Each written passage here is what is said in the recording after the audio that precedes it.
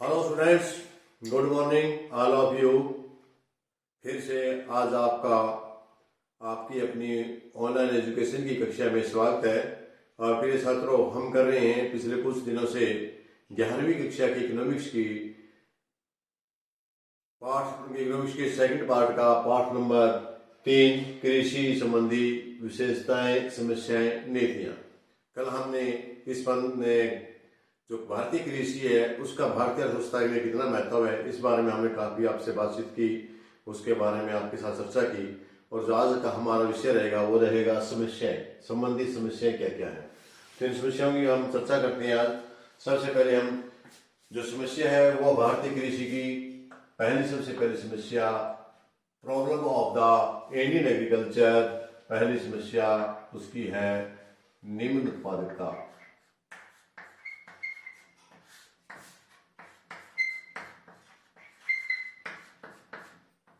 छात्रों, जैसे कि आपको पता है कि भारतीय कृषि प्रधान देश है। यहाँ प्रोडक्शन काफी अच्छा है, लेकिन फिर भी जनसंख्या के हिसाब से बहुत कम है। प्रति हेक्टेयर उत्पादन बहुत कम पैदा हो रहा है। विश्व के उन देशों की तुलना में भारतीय फसलों की उत्पादकता बहुत ही कम है, जिसकी हम काफी बार पहले पर चर्चा आपके साथ कर चुके हैं।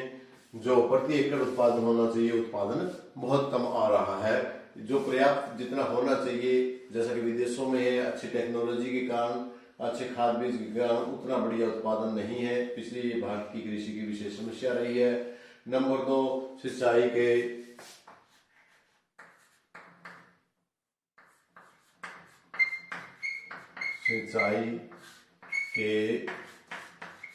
स्थायी साधनों का अभाव। तो स्टूडेंट्स, आपको पता है कि भारत एक विशाल देश है और इसमें नहरों का आदि विशेष प्रबंध है। फिर भी जितनी हमें सिंचाई चाहिए उतनी नहीं हो पाती, क्योंकि भारत का अधिकतर वीरानी इलाका होने के कारण ज्यादा वर्षा पर निर्भर करता है और वर्षा कोई स्थायी नहीं होती। कभी ज्यादा बारिश हो जाती है, कम कम बारिश हो जाती है। तो इसके जो ट्यूबवेल वगैरह वो इतनी अच्छी टेक्नोलॉजी न होने के कारण भारत की जो सिंचाई समय कृषि है, जो इंडियन एग्रीकल्चर है, उसमें सिंचाई की विशेष समस्या रहती है। वहाँ पानी की कमी रहती है और स्थायी सिंचाई का अभाव रहा है। चाहे वो नहरी हो, चाहे नदियों का पानी है, उनका प्रॉपर सिंचाई नहीं है। नदियां तो काफी सारी हैं, लेकिन उनके पानी की प्रॉपर सिंचाई नहीं है। और जो एक तीसरी समस्या है वो वित्त की समस्या। सबसे मेन प्रॉब्लम ये रहती है कि जो भारतीय कृषि है उसमें वित्त की समस्या है कि इतना पैसा लोगों के पास लगाने के लिए नहीं है। भारत एक निर्धन देश, अधिकतर जनसंख्या कृषि पर डिपेंड करती है। उन लोगों के पास अपनी आजीविका के मात्र से कमाते हैं और व्यापारिक दृष्टि से खेती नहीं कर पाते, क्योंकि व्यापारिक दृष्टि से खेती करने के लिए उनको काफी सारा धन की जरूरत होती है। चाहे वो खाद बीज की बात है, चाहे वो पानी की बात है, या जमीन सुधारने के लिए, या कृषि के औजार यंत्रों के लिए। जैसे कि विदेशों में आपने देखा कि काफी बड़ी बड़ी मशीनें हैं, उनके जरिए व्यापारिक खेती की जाती है, जबकि भारत में वित्त के अभाव के कारण बहुत कम है। चाहे वो बीज की बात है, चाहे उर्वरक की का बात है, इनसे संबंधित दीर्घकालीन वित्त की जो जरूरत होती है वो पूरी नहीं हो पाती है। और जो सरकार है उनको वित्त नहीं दे पा रही है, लेकिन जो बड़े बड़े लोग हैं, भूमि स्वामी है, आड़ती है, उनसे जो किसान पैसा उठाते हैं, तो उनसे पैसा उठा करके जो खेती करते हैं, अधिकतर पैसा उनका ब्याज में ही चला जाता है। और नंबर 4 है परंपरागत दृष्टिकोण। परंपरागत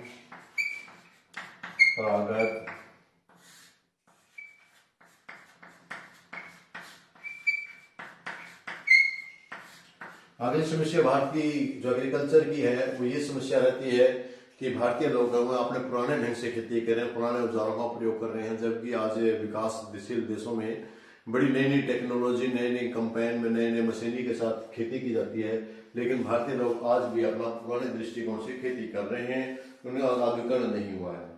भारतीय किसान परंपराओं की जंजीरों में जकड़ा हुआ है। उसके लिए खेती करना सिर्फ जीवन निर्वाह का कार्य है और व्यवसायिकरण, जैसे कि मैं पहले बता चुका हूँ कि व्यवसायीकरण के लिए उनका नहीं है। एक सामान्य भारतीय किसान में उद्यमशीलता का अभाव पाया जाता है और लाभ प्राप्त करने तो वो कोई जोखिम उठाना नहीं चाहता। और नंबर 5 है छोटी व बिखरी जोतें।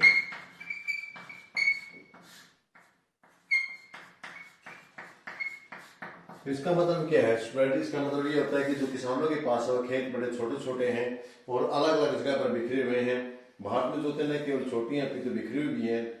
छोटी जोतें आधुनिक तकनीक के लिए उपयुक्त नहीं होती क्योंकि जो लंबे चौड़े खेत होते हैं उनमें आसानी से बड़ी मशीनों का प्रयोग किया जाता है। लंबे लंबे खेत होते हैं, कई एकड़ भूमि में किसानों के पास होती है, जबकि भारत में किसानों के पास जमीन तो है लेकिन वो छोटे छोटे क्षेत्र में, वो एक जगह न होकर के भिन्न भिन्न जगहों पर उनकी खेती होने के कारण वे प्रॉपर आधुनिकीकरण नहीं कर पाते। जो आधुनिक के समय में जो मशीनें औजारें चल रही हैं उनका उचित प्रयोग नहीं कर पाते। तो इसलिए बड़े बहुत भारी समस्या है कि उनकी जमीनें छोटी हैं और जिसके कारण उत्पादकता है वो निम्न बनी रहती है, ज्यादा उत्पादकता नहीं होती है। कृषि के लिए विशेष समस्या है। अगला है शोषक कृषक संबंध।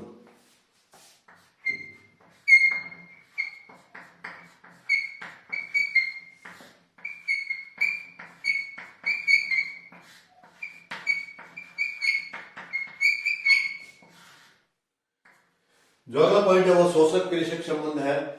इसका मतलब क्या है कि जो कृषक संबंधों से अभिप्राय भूस्वामी तथा पट्टेदारों के बीच व्यवसायिक संबंधों से है, क्योंकि जमीन है सब लोगों के पास नहीं है। कुछ लोग ठेके पर जमीन लेकर के खेती करते हैं और ठेके पर लेकर जो जमींदार है, पट्टेदारी है, जिनके पास बहुत सारी जमीन है, वो भरपूर शोषण करते हैं, उनसे काफी महंगी दर पर देते हैं। जबकि बेरोजगार लोगों के पास कोई धंधा न होने के कारण उन्हें मजबूरन खेती करनी पड़ती है, कृषि करनी पड़ती है। उनकी खुद की भूमि न हुई होती, वे दूसरे लोगों से पट्टे पर या ठेके पर जो कृषि लेते हैं वो काफी महंगी लेते हैं। भूस्वामी को ऊंचा लगान व अन्य संबंधी भुगतान करने पड़ते हैं। भूस्वामी फसल के रूप में अधिकतर जो कृषि की फसल की आमदनी होती है वो अधिकतर भूस्वामियों को या पट्टेदारों को दे दी जाती है। इसके बाद जो पैसा बचता है उसमें से वो अपने खेत की में जो फसल पैदा की है उस पर खर्चा करता है, खाद बीज आदि का। इनको निकालने के बाद उसके पास लाभ के रूप में बहुत कम ही राशि बच पाती है,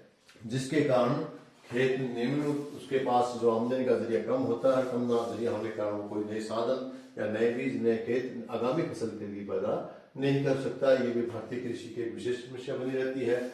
इसके बाद जो 7वां पॉइंट है वो आपका है व्यवस्थित विपणन प्रणाली का अभाव।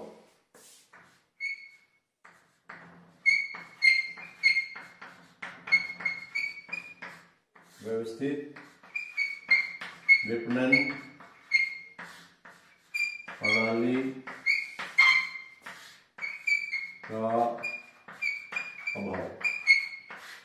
तो प्रिय छात्रों, इसका मतलब ये है कि जो एक सिस्टमेटिक ढंग से कोई मंडी नहीं है सिस्टम से बेचने के लिए, यदि किसान कष्ट दुख जोखिम झेल के अपनी पैदा कर भी लेता है तो उसको बेचने के लिए विशेष मंडियों का कोई सुव्यवस्था नहीं है। किसान कहाँ पर अपने फसल बेचे, उसको सही रहे, उसके दाम मिले। कृषि की उपज विपणन प्रणाली भी बहुत अस्पष्ट है। छोटे किसानों की बहुत बड़ी संख्या आज भी अपनी उपज स्थानीय मंडियों में कम कीमत पर बेच रहे हैं। ऐसा करना उसकी मजबूरी है। निर्धन किसान स्थानीय महाजन बनिए आदि के पास अपनी उपज बेचने के लिए मजबूर हैं, क्योंकि उन्हें जरूरतों के लिए ऋण लेना पड़ता है। कोई किसान सरकार की तरफ से इतनी खास किसानों के लिए व्यवस्था नहीं है और मजबूरन वो पैसा उठा करके किसान महाजनों से अपनी फसल पैदा करते हैं। जब उनके पास फसल आती है तो अधिकतर पैसा वे महाजन ही उनकी फसलों का ले लेते हैं और उनके पास नहीं बचता है।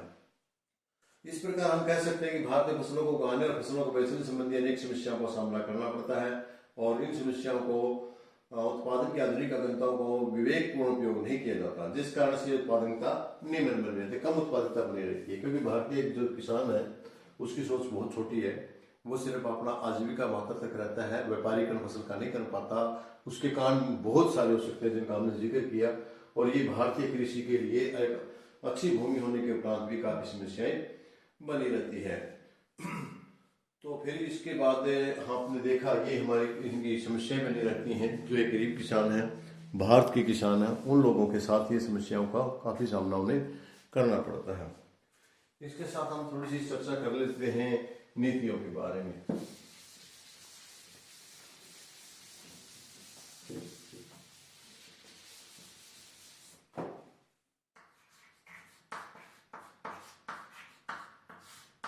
ये काफी सारे किसानों की समस्या रही।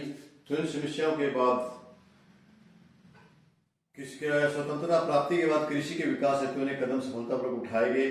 फलस्वरूप खाद्यान्न का मापदंड जो 505 लाख टन था 1917-18 में बढ़ करके 2848 टन हो गया। कृषि के उत्पादन में वृद्धि के तीन मुख्य कारण ये हैं: कृषि के क्षेत्र में वृद्धि, उत्पादकता में वृद्धि, फसलों के रूप में परिवर्तन। पंचवर्षीय योजनाओं में हमने आपको पीछे बताया था कि इसके तीन कारण रहे थे। कृषि उत्पादन के लिए निम्नलिखित कदम उठाए गए। सबसे पहला कदम क्या उठाया गया?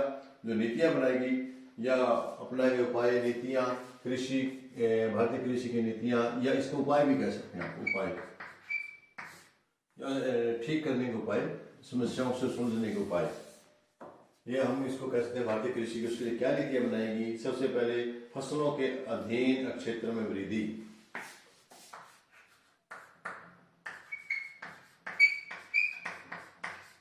फसलों के अधीन क्षेत्रों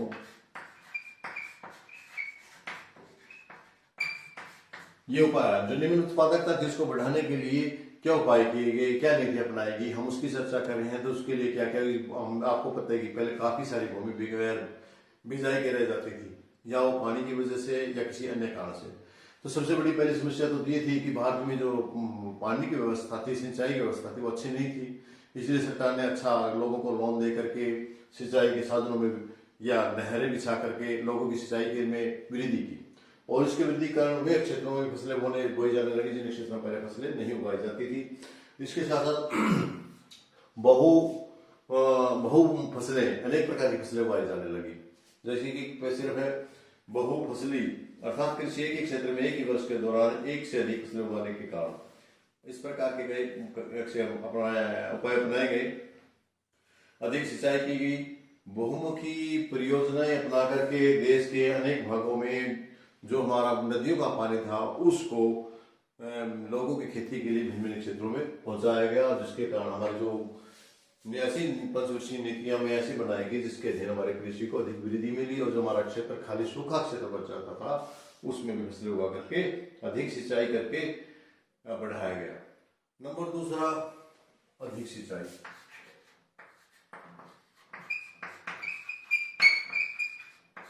ये पॉइंट भी मैंने जैसे कि आपको पहले इसकी बताया था कि वृद्धि की, और क्षेत्रों में वृद्धि करने के कारण पानी की भी ज्यादा आवश्यकता हुई, सिंचाई की ज्यादा आवश्यकता होती है। उस आवश्यकता को हम सिर्फ बारिश पर तो ही निर्भर नहीं रह सकते। इसको पूरा करने के लिए सरकार ने पूरे देश में नहरें बिछाने का प्रयोजन किया गया, बिछाई गई, जैसे कि राजस्थान में सिरमुख नहर बिछाई। इस प्रकार की अन्य भागों में भी सिंचाई पहुंचाने का प्रयास किया गया। जिन क्षेत्रों में नहरों के द्वारा पानी नहीं पहुंचाया जा रहा था वहां पर ट्यूबवेल की व्यवस्था की गई, और कृषि को सौर ऊर्जा के जरिए ट्यूबवेल लगाना या दूसरे से उनको अधिक अच्छे सस्ती दर पर लोन दे करके ट्यूबवेल की व्यवस्था करना है, तालाबों का निर्माण करना, दक्षिण भारत में तालाबों का निर्माण करके सिंचाई के अधिक साधन करके फसलों में जो हमारी समस्याएं थी कम निम्न उत्पादन की, इसको बढ़ाने का प्रयास किया गया। और जो तीसरा पॉइंट है वो आपका खाद।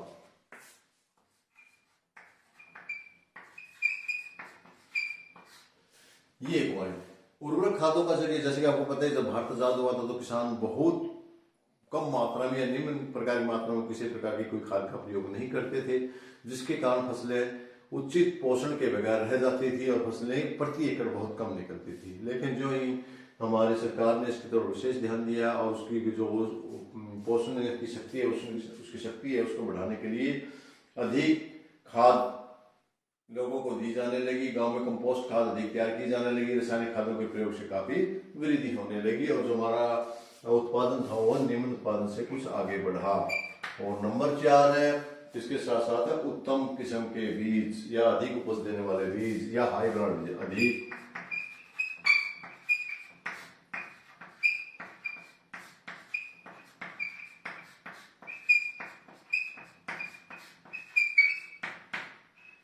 इनको हम हाइब्रिड बीज के नाम से भी जानते हैं, क्योंकि जैसे पहले हम फसल उगाते थे सिर्फ अपना देसी घर का बीज यूज करके उससे ही फसल पैदा की जाती थी, जो काफी मात्रा में कम निम्न मात्रा में हमें पैदा देती थी, फसल देती थी। इसके साथ किसान ने कई उर्वरकता निम्न उत्पादकता को बढ़ाने के लिए सरकार ने बीजों के लिए अच्छे क्वालिटी के बीज तैयार करवाए, और और कृषि उपज में वृद्धि के प्रमुख साधन सिद्ध हुए। गेहूं, बाजरा, चावल, मक्का, ज्वार, कपास के विशेष रूप से अधिक उपज देने वाले बीज तैयार किए गए। इनके अधिक उत्पादन और उचित वितरण के लिए राष्ट्रीय बीज निगम कॉर्पोरेशन की भी स्थापना की गई, जिससे और देश के विभिन्न भागों में किसानों के बीच बीज को पहुंचाने की भी व्यवस्था की गई। इसके बाद नंबर ऑफ पौधा संरक्षण।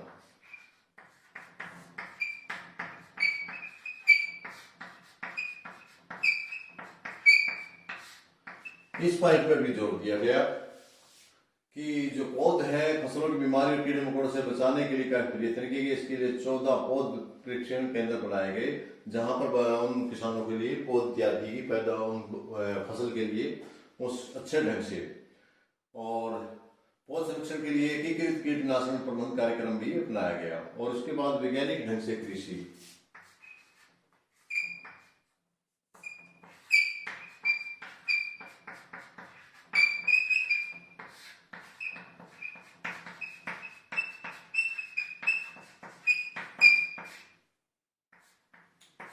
निम्न उत्पादकता को खत्म करने के लिए जो हमारे परंपरागत तरीके थे, उन तरीकों को हट करके निम्न तरीके अपनाए गए, वैज्ञानिक ढंग से अपनाए गए। नई खाद, नए बीजों के साथ साथ जमींदारों को, किसानों को भूमि की तैयारी के लिए, फसलों के हेरफेर के लिए आधुनिक मशीनों, आधुनिक बीज, आधुनिक खाद का प्रयोग आदि से संबंधित अनेक प्रयत्न, अनेक विधियां अपनाई जाने लगी, जिससे उसकी निम्न उत्पादकता बढ़ी। अनेक प्रकार के किसानों को समय समय पर प्रोग्राम दिए जाने लगे, उनको डॉक्टरों की सलाह देकर के, एग्रीकल्चर डिपार्टमेंट ने उनको सलाह देकर के उत्पादन बढ़ाने की सलाह दी गई और फसलों में ऐसे सुझाव दिए ताकि उनकी फसल ज्यादा से ज्यादा बढ़ी जा सके।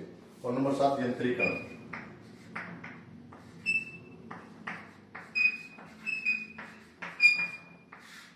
इसका मतलब क्या है छात्रों? यंत्रीकरण का मतलब है कि कृषि, पहले आपको पता है कि साधारण से बैलों के जरिए ग्रामीण एरिया में बैलों से खेती की जाती थी। इसके बाद जो ही आधुनिकरण आया, तो आधुनिकरण के साथ खेतों में ट्रैक्टर संबंधित औजार, मशीन, कंबाइन और बड़े बड़े हार्वेस्ट मशीन वगैरह प्रयोग की गई। इससे पहले इससे भी हमारी जो निम्न उत्पादकता थी, इन नीतियों के कारण हमारी निम्न उत्पादकता आगे बढ़ी। ये उपाय किए गए ताकि जो हमारा कम उत्पादन है उसको बढ़ाया जा सके। छोटे किसानों को सहकारी समिति और सामुदायिक विकास खंड तथा बैंकों से ऋण से कृषि यंत्र खरीदने के लिए सस्ते ब्याज पर पूंजी भी प्राप्त। लगभग सभी राज्यों में सदस्य के लिए कृषि उद्योग निगम भी स्थापित किए गए। 8वां आपका कृषि भूमि का विकास।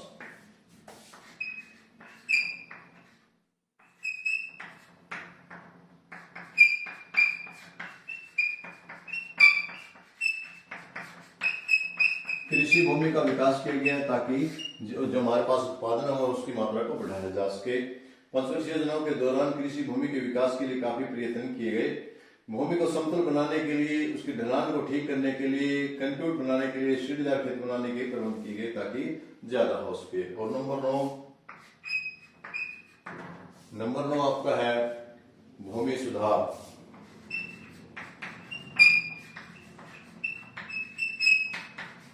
इसके साथ भूमि में भी सुधार किया गया। जो ऊंची नीची भूमि थी उसको ठीक किया गया। उसके लिए सरकार ने लोगों को, किसानों को अधिक से अधिक ब्याज पर पैसा मुहैया करा करके उसकी खेती को ठीक किया। इसके साथ जमींदारी प्रथा को खत्म किया और वस्तुओं की बिक्री में सुधार किया। समर्थन कीमत लागू की, बिक्री को सुधार भी किया। नंबर 10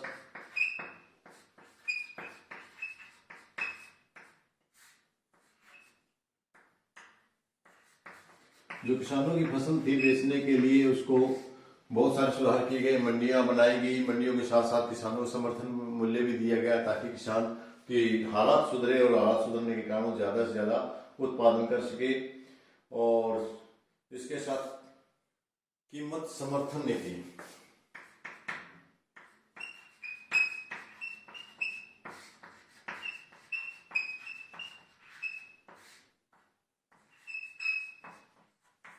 जैसे कि मैं पहले ही बता चुका हूं कि किसानों को समर्थन कीमत दी गई ताकि किसानों को उत्पादन में वृद्धि करते रहने की प्रेरणा मिले और यह आवश्यक है कि उन्हें बाजार में अनिश्चितताओं से सुरक्षित रखा जाए।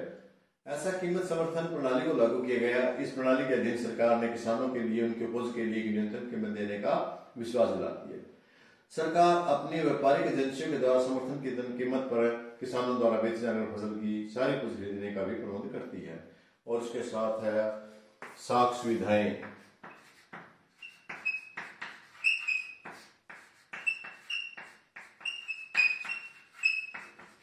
तो स्टूडेंट बड़ी आसान बात है, आपको ज़्यादा पता होने की जरूरत नहीं है, बिल्कुल आपको जो मन में आए, ध्यान में आए, जोड़ जोड़ के, क्योंकि हम सब ग्रामीण व्यवस्था से जुड़े हुए हैं। आपने देखा कि आजकल बैंकें हैं, उनकी शाखाएं गांव तक भी पहुंच चुकी हैं। पहले ये पैसा या लोन लेने के लिए किसान को शहरों तक जाना पड़ता था। अब किसानों की हालत सुधारने के लिए सरकार ने इस तरफ भी विशेष प्रयास किए हैं। उचित मात्रा में उनको कर्ज देने के लिए सहकारी साख समितियों का भी विकास किया है। भूमि विकास बैंकों की संख्या में वृद्धि की है, जो पहले थोड़ी कम थी। हमारे पास 95,000 प्राथमिक शाखाएं समितियां और 768 प्राथमिक सहकारी कृषि विकास बैंक भी कार्य कर रहे हैं। ग्रामीण क्षेत्रीय बैंक तथा किसान सेवा समितियों की स्थापना की गई, ताकि ज्यादा से ज्यादा किसानों को साख मिले, लोन मिले और शेष पैसा प्राप्त करके वे अपने किसान का उचित ध्यान रख सके, उसके लिए अच्छे बीज, अच्छे किस्म की खरीद सके। इस प्रकार हम कहते हैं कि जो हमारी कृषि संबंधी समस्याएं थी, उनको निपटाने के लिए पंचवर्षीय योजनाओं के दिन बहुत सारा प्रयास किया गया, जो हमने पंचवर्षीय योजना के दिन भी पढ़ा था। तो प्रिय छात्रों, ये इससे संबंधित आपका क्वेश्चन था, और इसी के साथ आज का आपका टॉपिक मेरे ख्याल में पूरा होता है। आपको समझ में आया होगा, ज़्यादा रट्टा लगाने की जरूरत नहीं है, बड़े आराम से आप इसको कीजिए। जो जो आपके दिमाग में आए, इसको अच्छे से मनन करके उनको लिख दीजिए। पढ़ते रहें, बढ़ते रहें, सफलता हासिल करते रहें। इन शब्दों के साथ आप लोगों से विदा लेना चाहूँगा। बहुत बहुत धन्यवाद। Thank you.